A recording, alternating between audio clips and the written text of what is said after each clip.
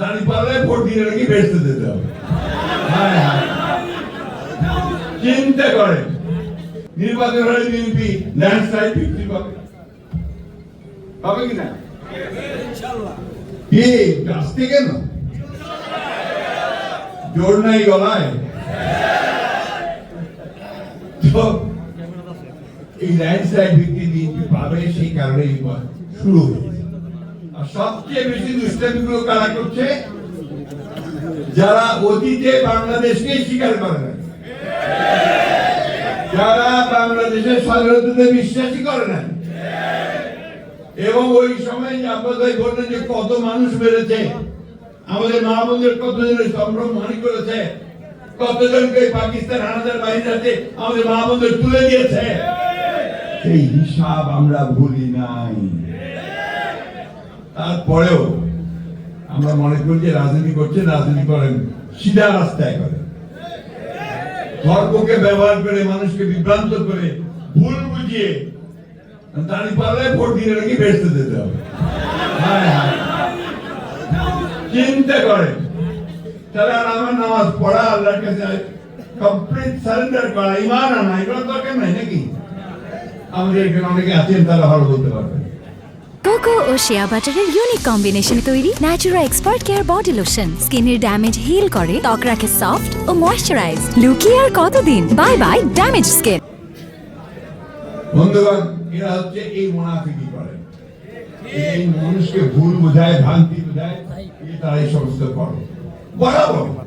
আজকে না, পাকিস্তান আন্দোলন যখন হয়, ভারতবর্ষ যখন স্বাধীন হচ্ছে, যখন জিন্না লড়াই করছে মুসলমানদের আবাসস্থল পাকিস্তানের জন্য, তখন তাদের নেতা মৌলানা মওদুদী পাকিস্তান আন্দোলনে করেননি, বিরোধিতা করেছেন। আমি কথাটা বলতে না, আজকে বলতে বাধ্য হচ্ছি, কারণ তা এই কথাগুলো আজকে বিভিন্নভাবে বিএনপিকে মিথ্যা প্রচার করে। বাংলাদেশ স্বাধীনতা যুদ্ধ করেছে প্রতিটি মানুষ, তখন তার বিরুদ্ধে করেছে, ঠিক না?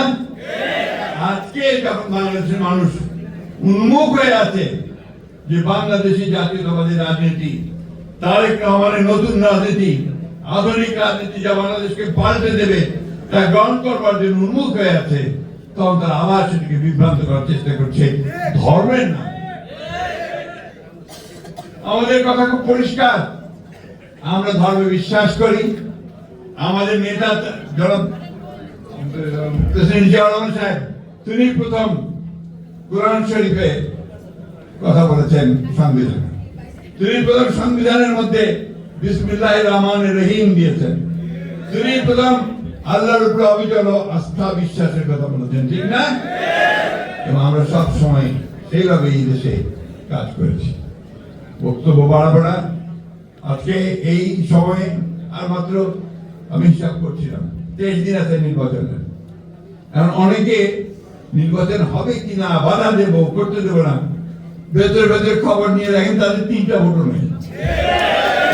বড় গোড়ায় বলে নির্বাচন হতে দেবো না, ভয় হোক, নির্বাচন দেখা যাক কে কতটা ভোট পায়। আমরা তো সেজন্য আমরা ভোটের জন্য উন্মুখ হয়ে আছি, আমরা নির্বাচন চাই, আমরা যাবো জনগণের কাছে, জনগণ যদি আমাদেরকে গ্রহণ করে আমরা আছি, জনগণ যদি বাদ দেয় বাদ দিল, আমরা বিরোধী দলে থাকবো, তাই না? আগে থেকে এত গলাবাজি কেন ভাই? আমি সব শেষ করবো যে আজকে আমাদের এই পরীক্ষাটা খুব কঠিন পরীক্ষা। এই নির্বাচনে নির্ধারিত হবে যে এই দেশ কি লিবারেল ডেমোক্রেসির হাতে থাকবে, নাকি আপনার সমস্ত উগ্রপন্থী রাষ্ট্রবিরোধী লোকদের মধ্যে থাকবে। আমাদেরকে অবশ্যই সেই উদারপন্থী রাস্তা বেছে নিতে হবে, গণতন্ত্রের রাস্তা বেছে নিতে হবে, মানুষের কল্যাণের রাস্তা বেছে নিতে হবে। সেই কারণে আমাদের 31 দফা, আমাদের চেয়ারম্যান সাহেবের যে 8 দফা দিয়েছেন, আবার নতুন করে ফ্যামিলি কার্ড, ফার্মার্স কার্ড, এই বিষয়গুলো জনগণের মধ্যে ছড়িয়ে দিয়ে জনগণকে সঙ্গে নিয়ে আমাদেরকে নির্বাচনে ধানের শীষকে জয়যুক্ত করতে হবে। ধানের শীষকে যদি আমরা জয়যুক্ত করি, তাহলে শহীদ প্রেসিডেন্ট জিয়াউর রহমানের প্রতি আমাদের শ্রদ্ধা জানানো হবে, আমাদের মাতা খালেদা জিয়ার প্রতি আমাদের শ্রদ্ধা জানানো হবে। ধন্যবাদ সবাইকে। আসসালামু আলাইকুম।